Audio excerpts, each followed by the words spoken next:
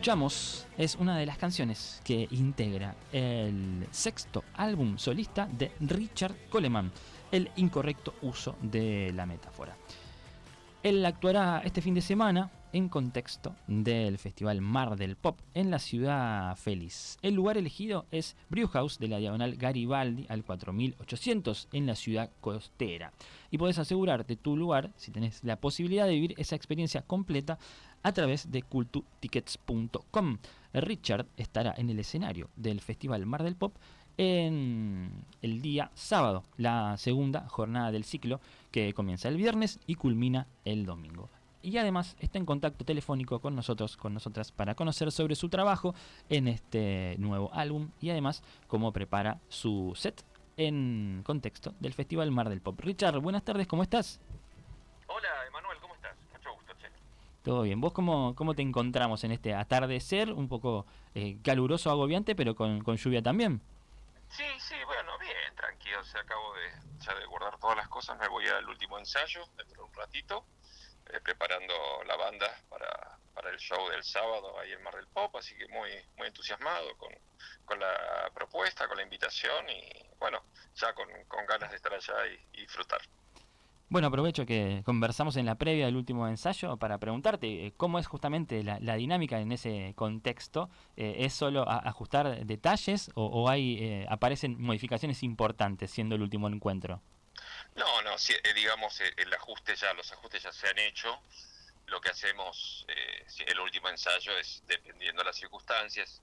En este caso, como no es un show tan largo, es un show de 45 minutos, entonces seguramente lo haremos dos veces. Hacemos una pasada del show así de corrido, paramos, sí, obviamente paramos entre tema y tema, no es que estamos uno detrás del otro como en el show, pero digamos los ajustes están hechos, así que no hay interrupciones en los temas para ajustar o para cambiar un final, poner ese tipo de cosas que suele pasar en ensayos más relajados. Acá ya está todo planteado y simplemente es como para refrescar hacia hacer el último ajuste, especialmente los ajustes de sonido también, o sea, de nosotros los guitarristas. Yo toco con Gonzalo Córdoba en el Transiberian Express, y de tecladista, de body, ¿no? Como para ajustar bien la secuencia de programación de los efectos y de los teclados. Así que eso es muy importante porque pasan muchas cosas en los temas mientras estamos tocando, Claro. además de la ejecución, digamos, manual sobre el instrumento. Hay cosas que pasan en el piso que no se ven, pero se tienen que escuchar y tienen que ser precisas. Así que bueno, sí, eso es más o menos un ensayo del Transiberian Express. Bueno, al escucharte describir cómo son los ensayos, inmediatamente recuerdo la presentación oficial de este último álbum en Niceto y preguntarte, bueno, teniendo en cuenta que son 6 tus discos solistas y sumamos la obra también en formato banda, son un montón de canciones. Al tener en cuenta las características de este show inminente del fin de semana, ¿qué parámetros evalúas al momento de armar la lista, teniendo un volumen importante por el cual elegir y hacer ese filtro? Mira, los shows de los festivales siempre son shows especiales. Es como que es una presentación de la banda y del proyecto artístico para un montón de gente que por ahí lo agarra de sorpresa. ¿Entendés? No es un público cerrado que nos sigue a nosotros. Obviamente ese público está en lo posible, son los que están más adelante y está todo bárbaro. Pero uno trata por un lado, de yo por lo menos en mi caso, yo trato de hacer hincapié en lo último. En este caso, ponele, eso es un show de aproximadamente una docena de temas. La mitad del show está enfocado en el nuevo álbum, sin duda. Está mechado, no es como la presentación del disco que lo tocamos entero el álbum y en el orden que está, sino que lo vamos mechando con algunos otros temas que por ahí, digamos, despiertan un poquito más a alguien que conozca la música. O sea, como vos me decías, son tantos años de trayectoria y son tantas canciones Hay un montón de canciones mías que se conocen y que pueden llamar la atención en este contexto. Por ahí, si estás escuchando la banda tocando uno de los temas nuevos, te puede llamar la atención el sonido, pero cuando reconoces una canción, ya inmediatamente eso convoca. Entonces, y hay algunos golpes bajos, obviamente, también tiene que haber. Hay una especie de... Es como, yo le digo, la negociación. Hacemos una negociación con el público. Ok, yo te toco, ponele héroes, entre comillas, ¿no? Claro. Yo lo toco, pero tenés que escuchar 4 temas del disco nuevo, si no, yo no toco héroes. Y Es cosas la así. promoción. Claro, claro, claro. Ese es como... esa es la negociación. Así que bueno, como te decía, está enfocado en el incorrecto uso de la metáfora, pero hay toda una cantidad de canciones así que son puntos altos de mis shows que están puestos. Por ahí hay situaciones musicales que a mí me resultan más ricas, más enriquecedoras también, que en estos casos las salteo, digamos, vamos al hueso. Bien, quiero sumergirme en el universo sonoro que planteas en tu sexto álbum, El incorrecto uso de la metáfora, y arranco por el título. En tiempos donde la atención es volátil, donde sobreabunda la información y el bombardeo de estímulos es constante, ¿crees que perdimos la capacidad no solo de detectar, sino de usar esa metáfora o esa analogía? Mira, por un lado, sí, yo creo que hay digamos, hay una vagancia intelectual que está también, digamos, gestionada por el uso de las redes y de lo literal, ¿no? Digamos, es como que hay yo digo que es una vagancia, porque no es una pérdida total, sino que simplemente no hay, digamos, es todo tan evidente, eh, ¿cómo decirlo?, tan efímero también. La información entra y sale con mucha velocidad a nuestro cerebro. Entonces, bueno, toda esa falta de ejercicio hace que haya un deterioro en la proyección de lo que puede significar una frase, un conjunto de palabras, ni hablar de lo que es una palabra en sí misma. Hay palabras que ya se ha perdido el uso. Pero de cualquier manera, digamos, eso refleja un poquitito el presente que estamos transitando. Pero el título del disco, por ahí el que lo está escuchando piensa que es el incorrecto uso de la metáfora, y es ese in del incorrecto, está entre paréntesis Claro. en el título, porque no se pretende hacer una bajada de línea, ni dar una clase, ni un ejemplo de cómo es utilizar bien la metáfora.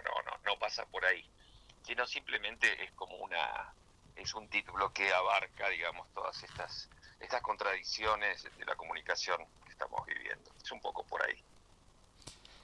Leía, a propósito de esto que narras en cuanto a la escritura, que te autodefinías como un peleador serial contra la nostalgia. ¿Sentís que estas canciones, las de tu último álbum, te ayudan un poco a llevar adelante esa batalla? Mira, lo que me ayuda es toda mi carrera solista. O sea, eso es algo que vengo haciendo hace años. Digamos, mi, mi actitud, digamos, es no celebrar aniversarios de salidas de temas o de discos, no aprovecharme de eso para hacer hincapié para reforzar el marketing de mi carrera, y no apoyarme en lo que ya está hecho. Siempre estoy proyectando algo nuevo, ¿viste? Sí. A mí me parece que la nostalgia es una herramienta de marketing de la cual se está abusando en los últimos años.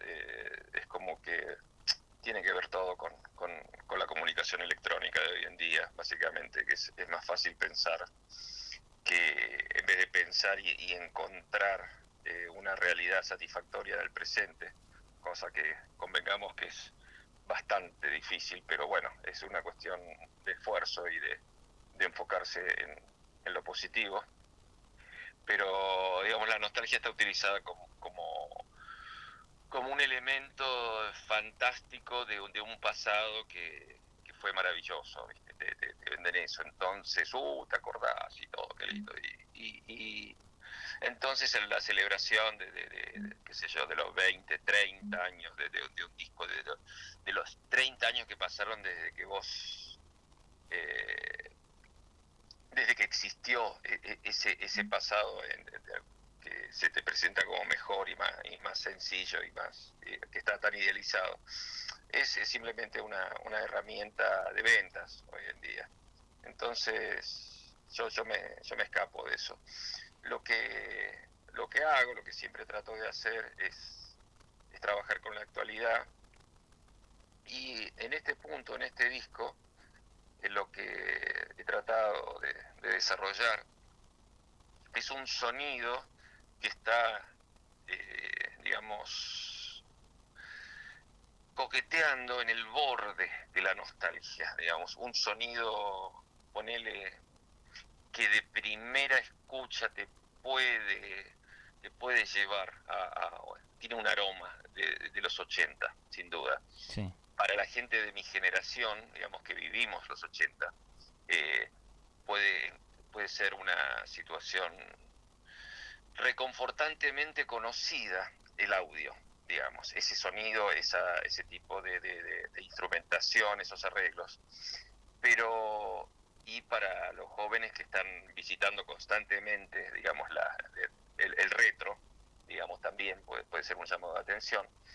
Pero lo que intento hacer es subirle a ese sonido una nueva canción, ¿entendés? En vez de visitar las canciones viejas, lo que intento es traer ese sonido al presente, como lo hacen muchísimas bandas. En realidad hoy en día hay bandas post-punk de la nueva movida post-punk inglesa, ponele, los últimos 10 años vienen trabajando con ese audio, con influencias que tienen que ver con mis propias influencias que tuvo mi generación, y las influencias que ha causado mi generación posteriormente. Entonces, bueno, todo ese juego hace que yo que este disco tenga ese sonido, un sonido bastante particular, asociable rápidamente con los 80, pero si le prestas un poco de atención te das cuenta que va pasando por las diferentes influencias y colores que he tenido que transitar durante toda mi carrera. Entonces el disco tiene un aura ochentero por momentos, noventero por otro, de los 2000 también, y sin embargo es un disco de hoy y tiene un audio que tiene una asociación una impronta muy presente, muy de hoy. En esa examinación de la arquitectura sónica que tiene justamente tu obra, preguntarte por dos decisiones que entiendo están asociadas a una palabra que subrayaste hace instantes nada más, que es actualidad, ya que por un lado la determinación es hablar, ¿no? Y utilizar el contexto como un factor que impregna las canciones de este último álbum. Y también revelaste en otro reportaje que decidiste en esa línea también ser quizás más autorreferencial que en otro momento. ¿Qué incentivó justamente esas decisiones en este momento, en este tiempo? Mira, qué sé yo, o sea, hay situaciones que no son tan reflexionadas, eh, también, que en este momento no sabría cómo decirte qué fue lo que pasó. Sí sé que me encontré porque hay algo de reflejo, de muscular en el momento de la necesidad creativa, de la necesidad de componer. ¿Viste? Hay algo que está, digamos, que no es tan cerebral, obviamente, sino que por ahí esa reflexión y esa estrategia se va armando después. O sea, el impulso de hacer el disco y que me llevó a transitar este camino que tiene Metáfora, tiene que ver un poco con un proyecto de hacer un disco oscuro, que yo ya tenía hace varios años. Eso era algo que tenía latente, de que sabía que, que, que quería recorrer ese lenguaje, ¿viste? Y esa estética. Claro. Eso ya lo tenía como preseteado. No sabía ni de qué forma, ni por dónde iba a pasar, porque hay muchas posibilidades. Pero sabía que pasaba por ahí. Tal vez lo que pasó, bueno, eso se vino postergando porque no encontraba una motivación suficiente. A principios del 24 me encontré con un par de situaciones que me dieron la motivación para componer el disco. Entonces, a partir de ahí empecé a dibujar el proyecto, a ponerme una estrategia, a ponerme límites y objetivos. Uno de los objetivos fue componer todo el material en aproximadamente 2 o 3 meses. Tenía que hacerlo rápido, porque lo que quería era reflejar un momento presente mío, digamos.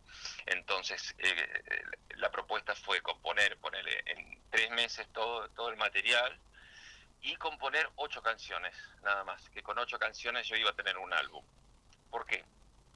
Porque el disco fue pensado con la estructura de un disco de vinilo, desde el principio. Claro. Digamos, es como que toda toda la estructura, como decías vos, la arquitectura del disco se basó en el soporte, esta vez. Digamos, yo tenía el impulso y la necesidad de hacer el disco oscuro, pero lo que hice fue ponerme un objetivo con un límite, que era el tiempo de composición, y pensar lo que tenía que construir, que era 2 caras de un disco, de ponerle de 18 minutos. Entonces, algo que no hice nunca, en realidad, ponérmelo de esa manera. Era como que, de alguna manera, el medio, que el soporte, era lo que me iba a dar me iba a ayudar, me iba a guiar en la construcción del contenido. Y bueno, y una cosa fue llevando a la otra.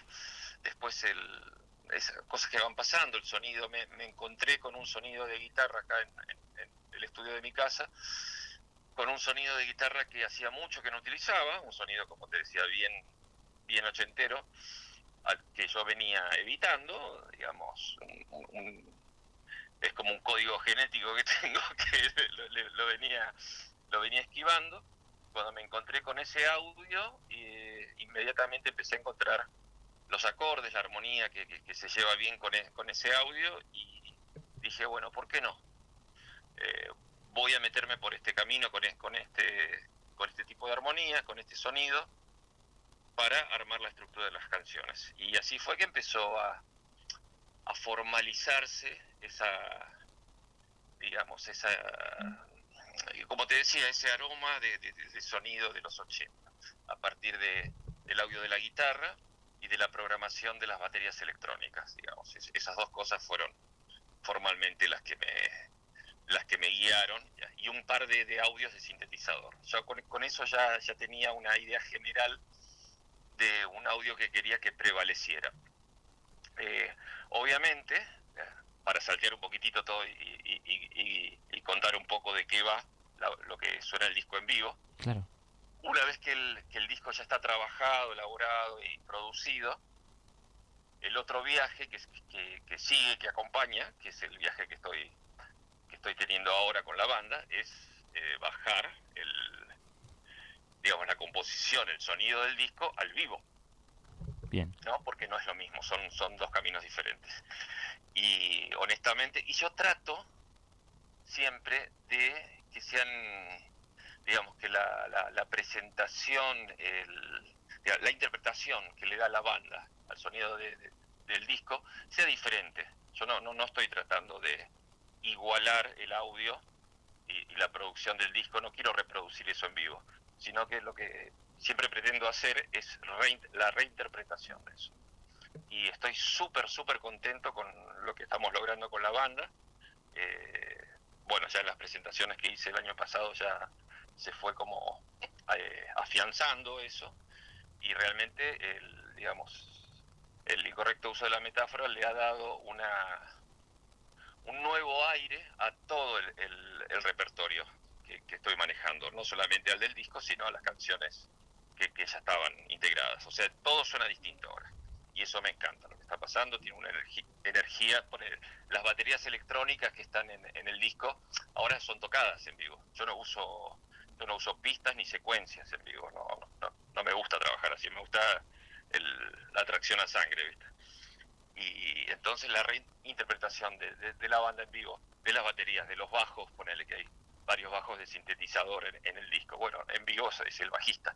Y entonces tiene una situación más como muy vital, muy linda, que a mí me gusta mucho. Y eso es lo que van a ver, es un show muy energético, el del sábado. Así que espero que la gente vaya y lo disfrute. Hace muchos años que no voy a Mar del Plata, Es cierto. y me pareció importante ir con el sonido actual, no ir a repasar toda la carrera, toda la trayectoria, como lo he hecho alguna que otra vez, porque viste que uno piensa en el público y dice, bueno, se perdieron todo esto, bueno, voy y los toco.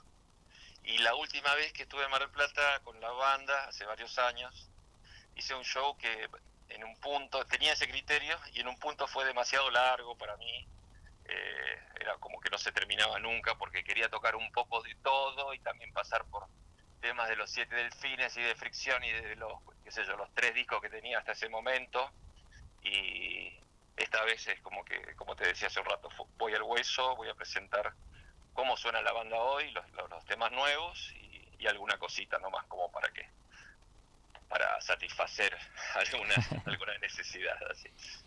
Escuchamos a Richard Coleman contarnos sobre el trabajo materializado en su sexto álbum solista, El incorrecto uso de la metáfora, en la previa a su actuación de este fin de semana, el sábado 7 de febrero, en contexto del ciclo musical Mar del Pop en la ciudad feliz. El lugar es Brewhouse de la Diagonal Garibaldi del 4800. Aún quedan tickets disponibles en cultotickets.com para asegurarte tu ubicación. Richard, quiero compartir con vos uno de los tantos mensajes que recibimos mientras conversamos. Pertenece a Héctor, que escribe desde la zona céntrica de la ciudad de Florencio Varela y enganchadísimo con bueno, el repaso que haces sobre el trabajo en las canciones. Se declara fanático de tu obra en Los Siete Delfines y también en Fricción. Y cito este mensaje porque lo linkeo con otra de las decisiones artísticas que tomaste en este álbum, que es autoversionarte. Por esto que también subrayabas, ¿no? Cómo todas tus etapas conviven en armonía con esta actualización sonora y la interpretación de la banda en vivo. Me refiero a Entre Sábanas, que decidiste volver a grabarla en este sexto álbum y pertenece al álbum debut de Fricción. ¿Cómo fue ese reencuentro con esa canción puntual? Mira, son cosas que se van dando en el camino y realmente eh, la idea fue una oportunidad que se cruzó cuando ya el disco ya estaba bastante avanzado en la producción. Y lo que me gustó y lo que me interesó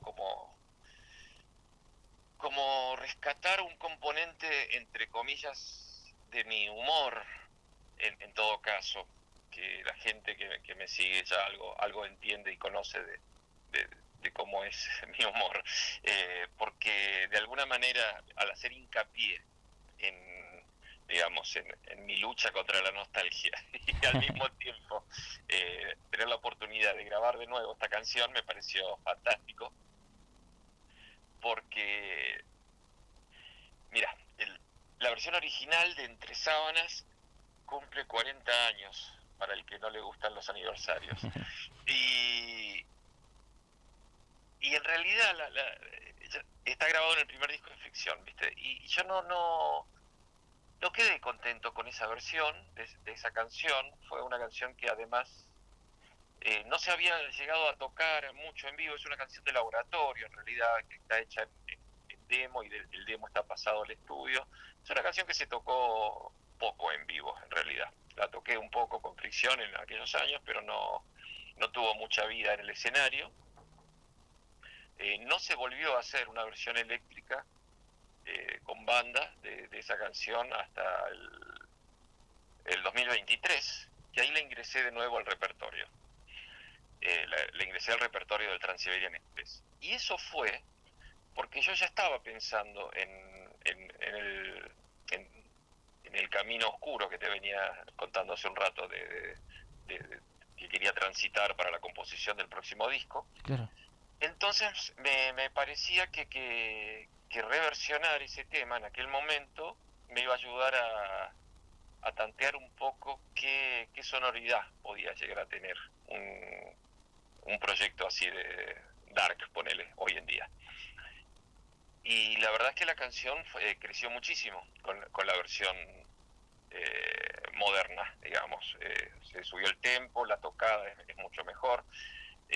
Digamos, lo que hacemos con las guitarras, Gonzalo y yo, es bastante diferente a la versión original, está muy vivo todo, y la interpretación de la banda es maravillosa. Yo estoy muy feliz de la banda con la banda que me acompaña hace ya varios años. Entonces, bueno, Entre Sábanas empezó a integrarse al repertorio, como te decía, en el 23, y empezó a ser tema de apertura del show del Trans-Siberian Express, o sea, un lugar importante. Sí. Cuando estábamos en la postproducción del álbum y faltaba grabar algunas baterías para el disco, y haciendo el armado de los playlists para el álbum, me encontré con que me había quedado un poco corto de tiempo. Yo lo que necesitaba era un disco de menos de 40 minutos, pero más de 36, ¿viste? Un disco de 36 minutos realmente me sonaba corto. Entonces ahí se me ocurrió, como había que grabar las baterías, grabar la versión de Entre Sábanas, a ver si podía lograr que tuviera coherencia con el resto del disco. Yo estaba seguro que sí, pero bueno, había que probarlo. Sí. Lo hablé con el productor, con mi coproductor, con Juan Blas, le pareció bien, bueno, lo hicimos, y realmente cuando apareció la canción sonando en el estudio, dije, buenísimo, golazo, esto es lo que quería, porque le da, si te fijas, si lo escuchás en el contexto del álbum, es completamente coherente, ¿no? El sonido no es retro, ¿viste? Es todo el mismo sonido del álbum, está integrado ahí. Total. Y la letra es completamente, digamos, es una canción romántica, así de desamor, que tiene la completa actualidad, y creo que le escapé, digamos, al yeite de la nostalgia, porque no es una canción, digamos, si lo hubiera hecho con un tema más conocido, con el primer disco de Fricción, ahí ya lo hubiera puesto en duda. Claro. Pero esta era una canción que cerraba ya te digo, una canción que no fue muy exitosa en ese momento, y me encanta lo que pasó, así que eso fue. Richard, las últimas, agradeciéndote Sí. muchísimo este tiempo compartido.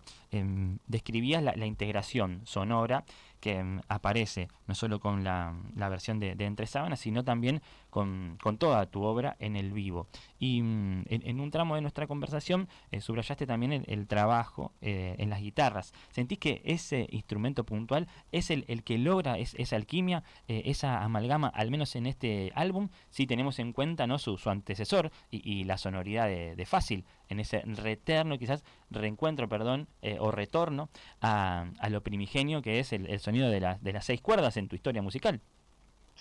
Mira, en este disco trabajé mucho más que otras veces en la parte de los teclados también.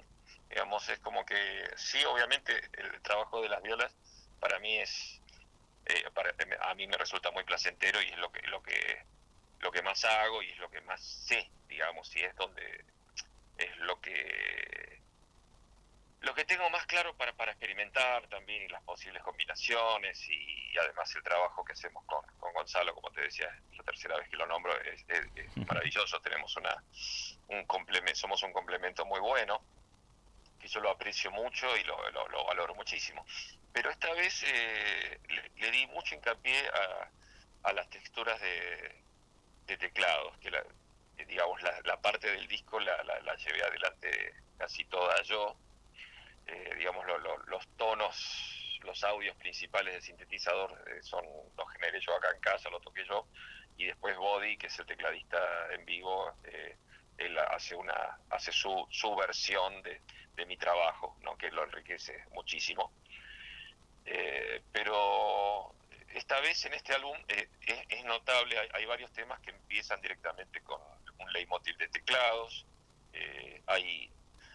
hay sonidos y sintetizadores puntuales que yo quise utilizar y que fui buscando, teclados, audios que yo conozco, que yo reconozco, que sabía cómo podían llegar a funcionar. No soy un gran experimentador de audio en los sintetizadores, pero sí sabía en este disco cuáles eran los colores que quería aplicar. Así que yo quiero destacar eso porque realmente es importante. Bien. Y para finalizar, en este tramo aparecen nombres propios, porque evocamos a Gonzalo, a Godi, aparece también Juan Blas Caballero, pero no puedo eludir preguntarte por Phil Manzanera, que finalmente lograste encontrarte con él a través de tus canciones. ¿Qué saldo te deja esa experiencia que quizás como dijiste en diferentes ocasiones, buscabas desde algún tiempo? Mira, para mí es un logro, un orgullo, una alegría que Phil Manzanera, que para el que no lo conoce, les cuento, es uno de los miembros fundadores de Roxy Music, una banda muy influyente, es la banda que sembró la semilla del sonido de los 80, fue Roxy Music, un colaborador de Brian Eno, que es uno de los productores también más de cabecera de mi carrera, digamos, de mi carrera como se dice, como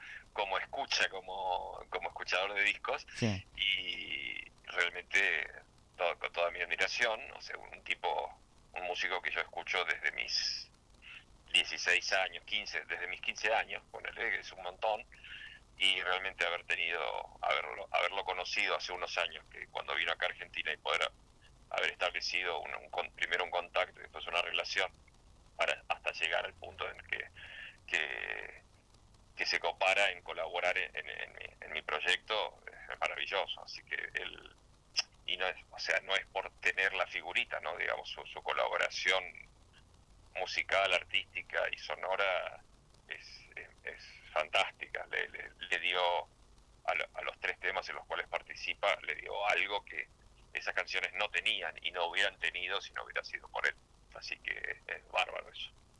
Richard, muchísimas, pero muchísimas gracias por estos minutos para conocer, para repasar quizás arbitrariamente el trabajo plasmado en el incorrecto uso de la metáfora, tu sexto álbum, en la antesala a uno de los primeros conciertos de este 2026, que será en contexto del Festival Mar del Pop este fin de semana. Encantador siempre escucharte. Muchas gracias. Gracias, Emanuel. Bueno, los espero a todos el sábado 7 en el Brewhouse, ahí en Mar del Pop. Gracias. Escuchábamos a Richard Coleman contarnos todo sobre las canciones que integran su sexto álbum solista. Su título es El Incorrecto uso de la metáfora, como bien explicó él. Canciones que llevará hacia la ciudad feliz este fin de semana. Actuará en el ciclo Mar del Pop, que comienza el viernes 6, culmina el domingo 8 de febrero, y el show de Richard Coleman será el sábado 7 del segundo mes del año, con canciones de todas sus épocas, esos infaltables, pero también los temas que integran su nuevo material.